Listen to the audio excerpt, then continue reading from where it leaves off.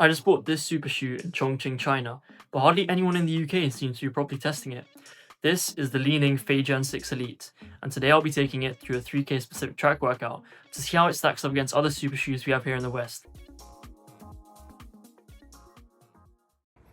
Alright guys, we're at track now. Session is 6x600 off 200 jog. Target pace about 250 per kilometer, so proper fast stuff to see if the shoe is really as good as it seems.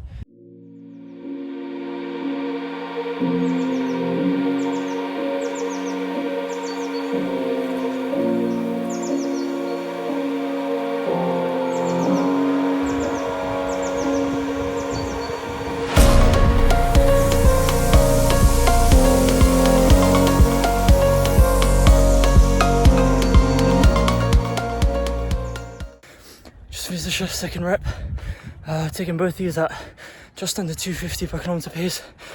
I mean, the first impressions, instability there, but yeah, it's a proper fast. Not as aggressive as a Vaporfly, but really supportive.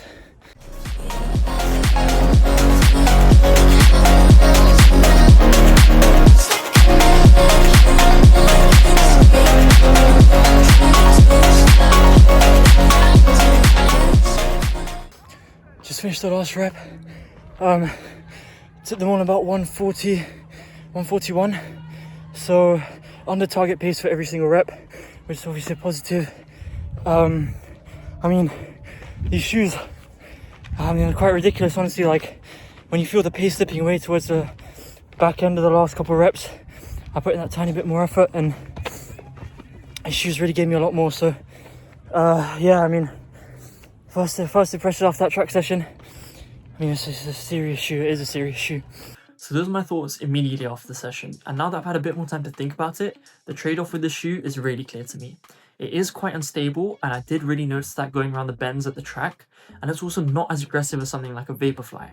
However, what this 40mm stack gives you is a lot of cushioning and a lot of responsiveness, something I've already seen in the Puma DV8 Nitro Elite 3, but I think this shoe does it better. And where that really helps is in the back end of those 600-meter reps, and even in the back end of a 5K, 10K half marathon race, where your legs are failing you a bit, the lactate is building, the fatigue's kicking in, your form might be slipping. What this shoe will give you is a lot more support. It'll help you stay on that target pace. So today, when my pace started slipping a bit to 255, 3 minutes per kilometer, all I had to do was put that little bit more in, and this thing would take me right back on the target pace to 245, which I thought was absolutely incredible. So overall, I'd recommend this shoe if you're someone like me. If you want something responsive, cushioned, and something that will really help you hold your target pace throughout the entirety of a race, especially the back end when the fatigue and lactate starts to kick in a bit. However, if you're looking for something more like a Vaporfly, something light, raw, and aggressive, this is probably not the shoe for you. That being said, I don't think one session at the track is enough to make a full judgment on the shoe. So next, I'll be taking this to Battersea Park Run to try and run a PB under 14:47 and see if this shoe can really help me do that. So if you want to see me take the Chinese super shoes to Battersea Park Run, let me know in the comments and make sure you subscribe so you don't miss that one.